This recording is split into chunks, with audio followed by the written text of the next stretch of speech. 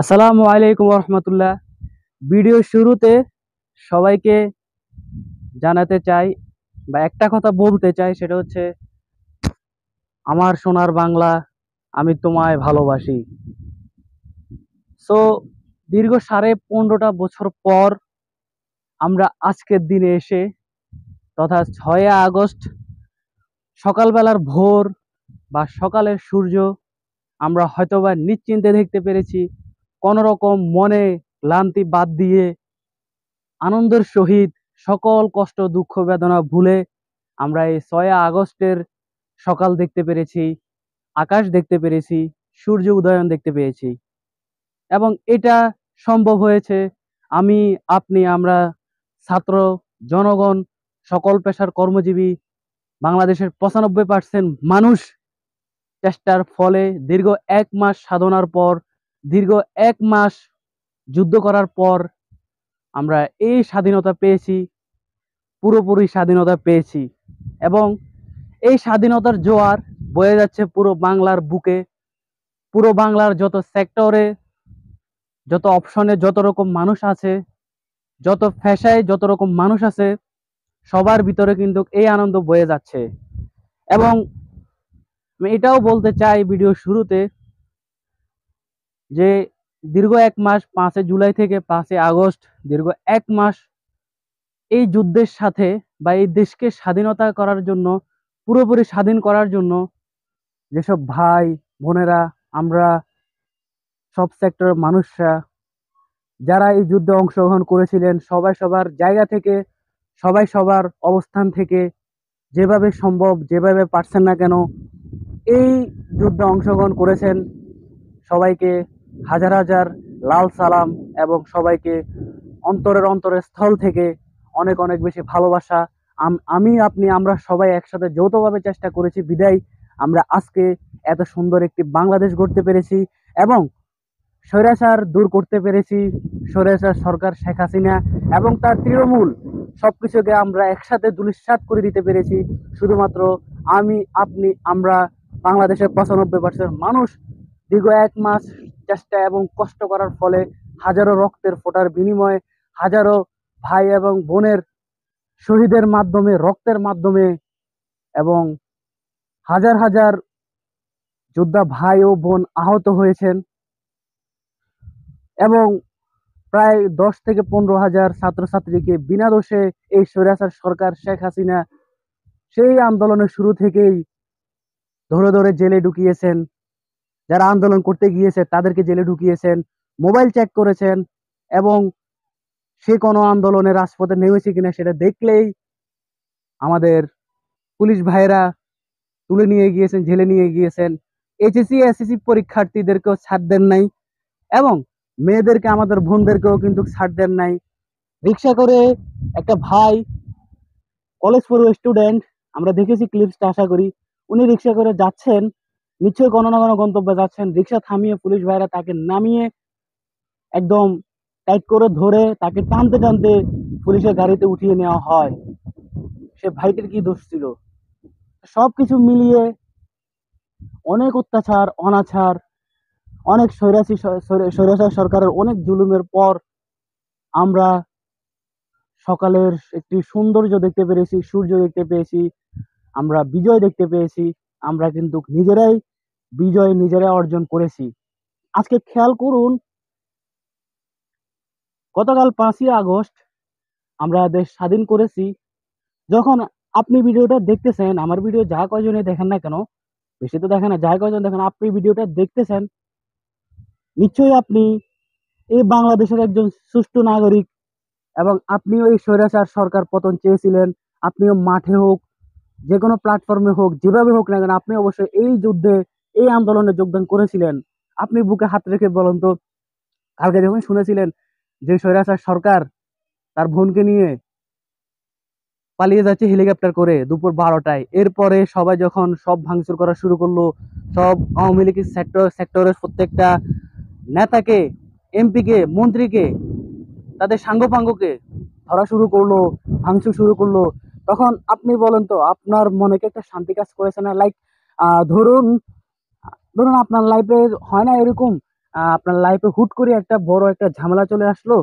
এটা যে কোনো প্রাসঙ্গিক হতে পারে, টাকা পয়সা বা হচ্ছে আপনার প্রেম ভালোবাসা বা আর্থিক অবস্থা বা ব্যবসা চাকরির ব্যবস্থা, হয় না এরকম।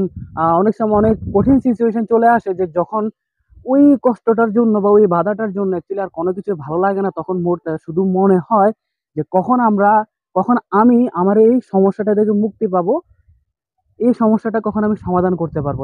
এরপর যখন আমার সেই সমস্যাটা সমাধান হয়ে যায়, আমাদের কাছে একটা ফ্রেশ ফ্রেশ লাগে, আমাদের নিজেদের কাছে আমাদেরকে একটু হালকা লাগে এবং মনে হয় যে না, আর কোনো ঝামেলা নাই, আমি একজন সুস্থ নাগরিক, সুস্থ মানুষ, আমার আর কোনো প্যারা নাই, আর কোনো কারো কাছে দায়বদ্ধতা নাই। ঝামেলা ছিল, ঝামেলাটা শেষ হয়েছে। তখন যে একটা রিল্যাক্স কাজ করে শরীরের ভিতরে, মনের ভিতরে রিল্যাক্স কাজ করে।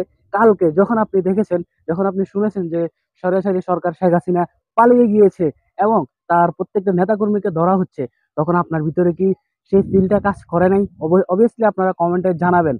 ফ্রেশ মাইন্ড কি তখন কাজ করে নাই? মনে হয় না যে বাংলাদেশের বোঝা শেষ হয়ে গেছে? বাংলাদেশ আমাদের যে বোঝা, আমাদের মুখের কথা, তার বিরুদ্ধে গেলে যেই তার বিরুদ্ধে একটি কথা বলতো তাকে সাথে সাথে জেলে নিয়ে যাওয়া হতো। কিন্তু আজ আমরা সবাই বুক ফুলিয়ে, মুখ দিয়ে আমাদের মনের সকল কথা কিন্তু আমরা এখন প্রকাশ করতে পারবো।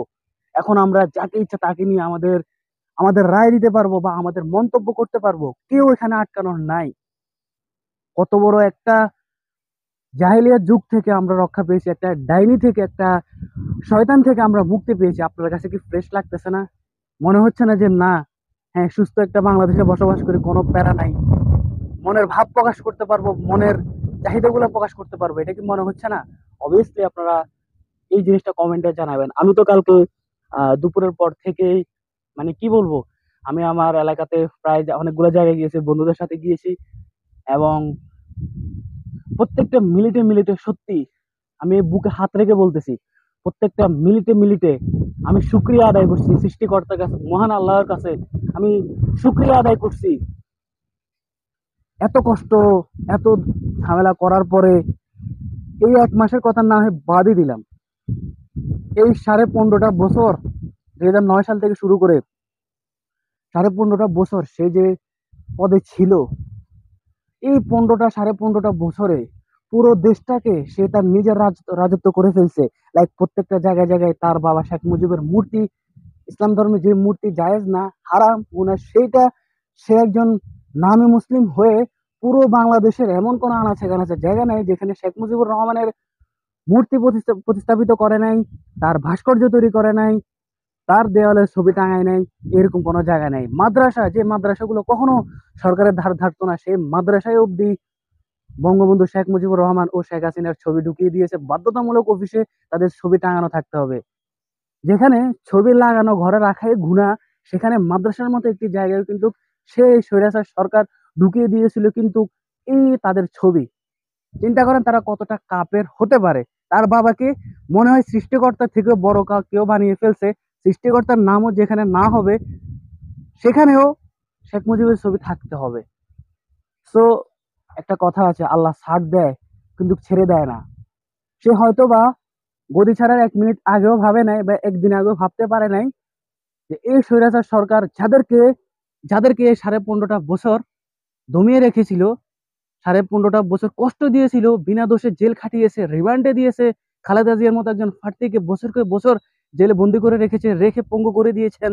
এবং আমাদের সবার শ্রেষ্ঠ, আমাদের সবার পছন্দের একজন মানুষ আল্লামা দিন, ওনার ওনাকে আল্লাহ ভেস্তে নসিব করুক, আল্লামা দেলোয়ার হোসেন সাইদি, ওনাকেও এই স্বৈরাচার সরকার আসার পরে রাজাকার উপাধি দিয়ে তাকে জেলে ঢুকিয়ে দেওয়া হয়। বেগম খালেদা জিয়াকে রাজাকার, অন্যান্য অনেকগুলা কেসের মার পেছে ফেলে এবং বিএনপির তৎকালীন যত নেতাকর্মী ছিল প্রায় সবাইকেই কোনো না কোনো রাজাকার উপাধি দিয়ে, কোনো না কোনো উপাধি দিয়ে সবাইকে পাঠিয়ে দিয়েছিল জেলে। এবং আমাদের বিশিষ্ট ব্যক্তি আল্লামা দেলোয়ার হোসেন সাইদি সাহেবকে তারা তো সেখানে রাখতে রাখতে কিন্তু একেবারে শেষ করে দিয়েছে এবং আমাদের ছেড়ে চলে গিয়েছেন আল্লামা দেলোয়ার হোসেন সাইদি সাহেব। আল্লাহ ওনাকে বেহেশতে নসিব করুক, আমিন। তো এই স্বৈরাচার সরকার এই 15.5টা বছরে কত হাজারো মায়ের বুক খালি করেছে, কত হাজারো নির্দোষ ব্যক্তিকে মেরেছে, কত হাজারো নির্দোষ ব্যক্তিকে বছরকে বছর জেলে ফালিয়ে রাখছে। এগুলোকে আল্লাহ দেখে নাই? আল্লাহ ছাড় দিয়েছে, আল্লাহ সুযোগ দিয়েছে, কিন্তু সেই সুযোগ সে কাজে না লাগিয়ে বরং তার নিজের স্বার্থে কাজে লাগিয়েছে। যার জন্য সে এতই ক্ষমতাবান হয়ে গিয়েছিল, সে হয়তো ভাবতে পারে নাই যে তার লাইফে এমন একটা দিন আছে যাদের মায়ের বুক খালি করেছে, যাদেরকে কষ্ট দিয়েছে, যাদেরকে 15টা বছর 15.5টা বছর লাঞ্ছিত করেছে, কষ্ট দিয়েছে, তারাই তার পতন ঘটাবে। তারা হয়তো ভাবতে পারে নাই, সে হয়তো ভাবতে পারে নাই যে ছাত্র সমাজ একজোট হলে এই ছাত্র সমাজকে প্রত্যেকটা সেক্টরের প্রত্যেকটা মানুষ পছন্দ করবে, সায় দিবে। আমরা 1952 সাল দেখেছি, সরি 1952 সাল দেখি নাই, শুনেছি। 1969 সালের কথা আমরা শুনেছি। সেই হিস্ট্রিকে আপনি ভুল প্রমাণিত করতে পারবেন? তখনও কিন্তু এই ভাষার জন্য বা এই ছাত্ররা কিন্তু মাঠে নেমেছিল, এবং তখন তৎকালীন সময় সবাই সব সেক্টরে সবাই কিন্তু এই ছাত্রদেরকে সহযোগিতা করেছিল, তারাও মাঠে নেমেছিল এবং জয় ছিনিয়ে এনেছিল। এবারেও যখন 2024 সালে 5 জুলাই থেকে যখন ছাত্ররা সমন্বয়কারীদের ভাইয়ের মাধ্যমে, মেন যে সমন্বয়কারী তাদের মাধ্যমে পুরো বাংলাদেশ থেকে সবাই একজোট হয়েছে, ছাত্ররা একজোট হয়েছে। প্রথমে ঢাকা শাহবাগে আন্দোলনটা চলছিল, এক দফা রায় দেওয়ার পর এটা আস্তে আস্তে বড় হওয়া শুরু করলো। যখন 1 মাস সময় নিল, এটা রায় দিল না, জিনিসটা বড় হওয়া শুরু করলো, তখন গিয়ে আস্তে আস্তে প্রত্যেকটা সেক্টরের মানুষরা যোগ হওয়া শুরু করলো। যখন আমার ভাই আবু সাইদ মারা গেল, আবু সাইদকে মাত্র কয়েক হাত দূর থেকে পুলিশ গুলি করে 4টা রাবার বুলেট মেরে মেরে ফেললো, এবং এরপরে আর অনেককে রক্তাক্ত গুলো মেরে ফেললো, এবং 18 তারিখ থেকে 5 দিন নেট বন্ধ করে রেখে সে 5 দিন গণহত্যা করলো। গণহত্যা করে গণকবর দিল, হেলিকপ্টার করে র্যাবের মাধ্যমে ডাইরেক্ট গুলি করলো, গরম পানি মারলো। এত কিছুর বিনিময়ে, এত কিছুর পরে আমরা কিন্তু পেরেছি আমরা আমাদের দেশটাকে স্বাধীন করতে। স্বাধীন দেশের নাগরিক আমরা, বর্তমানে স্বাধীন দেশের নাগরিক, এবং স্বাধীন হয়ে ইনশাআল্লাহ বেঁচে থাকবো আমরা বাকি জনম। এবং আমরা স্টুডেন্টরা, আমরা জনগণরা যেভাবে চাইবো সেভাবে এই দেশটা চলবে। আর অবভিয়াসলি আমি সবাইকে অনুরোধ করব, সবাই সবার কাঁধে হাত রেখে সবাই সবাইকে সাহায্য করে আমরা আমাদের দেশটাকে এগিয়ে নিয়ে যাব। আমাদের যারা বড় ভাই আছেন, যারা আমাদের গুরুজন আছেন, যারা দেশের জন্য ভালো কিছু করতে চান, দেশের ভালো পর্যায়ে আছেন, তাদেরকে অবভিয়াসলি আমরা আরো সুযোগ করে দিব, তাদেরকে দেশ চালানোর সুযোগ করে দিব। সে যে হোক না কেন, আমাদের কাছে যাকে মনে হবে যে না এই লোক, এই পার্সন, উনি মন্ত্রী হলে, উনি প্রধানমন্ত্রী হলে, উনি আইনজীবী হলে, প্রত্যেকটা সেক্টরে উনি যদি হয়, উনি এই জায়গায় উনি জায়গায় হয়, আমাদের জন্য ভালো হবে। সেই হিসাব করে আমরা প্রত্যেকটা সেক্টরে, প্রত্যেকটা জেলার এমপি, প্রত্যেকটা জেলার নেতা, এবং প্রত্যেকটা যতগুলো মন্ত্রী আছে সবগুলো আমরা আমাদের আমাদের পছন্দ অনুযায়ী বসাবো, এবং সবার রায় অনুযায়ী কিন্তু হবে। সেই দোয়াটাই করি। এবং আমি আবারও রিকোয়েস্ট করব যে এই দেশটাকে আমরা এক দফায় স্বাধীন করেছি, কিন্তু কথা আছে, যেটা সত্য কথা, যে স্বাধীনতা পাওয়া সহজ কিন্তু স্বাধীনতা রক্ষা করাটা কঠিন। স্বাধীনতা আমরা পেয়ে গিয়েছি, মেইন ধাপটা পার হয়ে গিয়েছি। এখন যে ধাপটা আছে সেটা যদি আমরা আমরা যদি স্বৈরাচারের মতো কাজকর্ম না করে, আমরা যদি হাতে হাত রেখে বুকে বুক রেখে এবং পাশে পাশে দাঁড়িয়ে আমরা যদি সবাই নিজ নিজ নিজের জায়গা থেকে আমাদের দেশটাকে সুন্দর করার চেষ্টা করি, দেশটাকে ভালো করার চেষ্টা করি, দেশের আইন মানি, আমাদের দেশটা পুরোপুরি স্বাধীন হবে। এবং একটি নতুন অধ্যায় রচিত হবে পুরো ওয়ার্ল্ডের কাছে, পুরো দুনিয়ার কাছে। বাংলাদেশ যারা এক নামে বাংলাদেশকে মনে রাখবে যে না, বাংলাদেশের ছাত্ররা, বাংলাদেশের জনগণরা দেখিয়ে দিয়েছে যে সত্যটা কাকে বলে, এবং স্বৈরাচার সরকারকে কিভাবে দমন করতে হয়। সেটা কিন্তু অলরেডি পুরো ওয়ার্ল্ডে এই 1 মাস ধরে নিউজ হচ্ছে, পুরো ওয়ার্ল্ডে সবাই জানে বাংলাদেশের হিস্ট্রি। আশা করি হিস্ট্রিটা পুরো ওয়ার্ল্ড সারা জীবন মনে রাখবে। তো সবাই একসাথে কাজ করবেন। সত্যি খুব স্বস্তি লাগতেছে, ভালো লাগতেছে, খুবই ভালো লাগতেছে, খুবই ভালো লাগতেছে, বলার মতো না। অ্যাটলিস্ট এখন আমরা স্বাধীনভাবে চলতে পারবো, আমাদের উক্তিগুলো, আমাদের কথাগুলো আমরা স্বাধীনভাবে বলতে পারবো, স্বাধীনভাবে চলাফেরা করতে পারবো। আর ইনশাল্লাহ আস্তে আস্তে প্রত্যেকটা সেক্টর, স্কুল, কলেজ, ব্যবসা বাণিজ্য, সকল কিছু, যানজট, যানবাহন, সকল কিছু ইনশাল্লাহ আস্তে আস্তে ওকে হয়ে যাবে। আর ইনশাল্লাহ মোস্ট মোস্ট মোস্ট বেটার হবে। এবং আমরা ইনশাল্লাহ সবাই সবার জায়গা থেকে আমরা ভালোটা চেষ্টা করে থাকবো। তো অবশ্যই সর্বশেষ এই কথাটাই বলবো, অবভিয়াসলি আপনারা সত্যটাই সবসময় জানবেন। অবভিয়াসলি যেটা জানবেন সেটা পর্যালোচনা করবেন, সেটা দেখবেন আদৌ সত্যি কিনা। যদি সত্য হয়, সত্যের পক্ষে ন্যায় দিবেন, সত্যের পক্ষে বিচার দিবেন, সত্যের পক্ষে বিচার করবেন। সেটা সবাই সঠিকটাই জানবেন, সঠিকটাই শেয়ার করবেন। ভালো থাকবেন, সুস্থ থাকবেন। আল্লাহ হাফেজ।